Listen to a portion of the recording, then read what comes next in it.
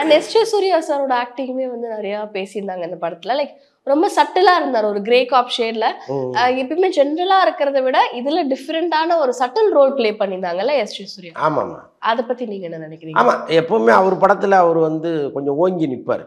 அவர் வந்து எங்கேயாவது ஒரு இடத்துல ஸ்கோர் பண்ணிட்டு போயிடுவார். அந்த பயம் வந்து அவருக்கு எதிரில் நடிக்கிறவங்களுக்கு இருந்துகிட்டே இருக்கும்.